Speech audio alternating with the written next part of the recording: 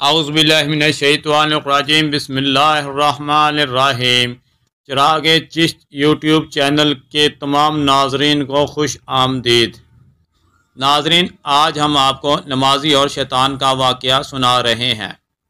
तो हुआ कुछ यूँ, एक शख्स अंधेरी रात में फजर की नमाज़ पढ़ने के लिए घर से निकला। अंधेरे की वजह से उसे ठोकर लग गई और वो मुंह के बल कीचड़ में गिर गया। कीचड़ से उठकर वो घर वापस आया और लिबास तब्दील करके दोबारा मस्जिद की तरफ चल दिया। अभी चंद कदम ही चला था कि दोबारा उसे ठोकर लगी और वो दोबारा कीचड़ में गिर गया।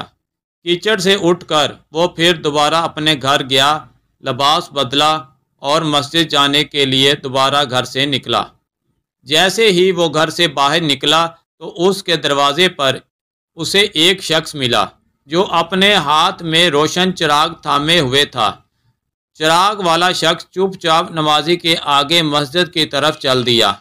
इस मर्तबा चिराग की रोशनी में नमाजी को मस्जिद पहुंचने में कोई दुश्वारी का सामना नहीं करना पड़ा। वो खैरियत से मस्जिद पहुंच गया। मस्जिद के दरवाजे पर पहुंचकर चिराग वाला शख्स रुक गया। नमाजी उसे छोड़कर मस्जिद में दाखिल हो गया और नमाज अदा करने लगा। नमाज से फारिग होकर वो मस्जिद के बाहर आया तो वो चिराग वाला शख्स उसका इंतज़ार कर रहा था ताकि इस नमाजी को चिराग की रोशनी में घर छोड़ आए।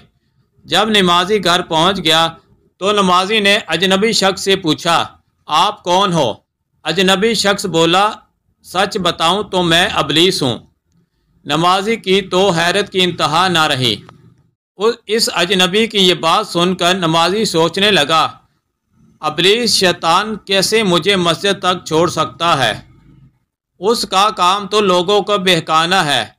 तो इस शख्स ने बड़ी हैरत के साथ अबलीस से पूछा, तुझे तो मेरी नमाज रह जाने पर खुश होना चाहिए था, मगर तुम तो चिराग की रोशनी में मुझे मस्जिद तक छोड़ने आए। अबलीस ने जवाब दिया कि जब तुम्हें पहली ठोकर लगी और तुम लिबास तब्दील करके मस्जिद की तरफ पलटे तो अल्लाह ताला ने तेरे सारे गुनाह माफ़ कर दिए।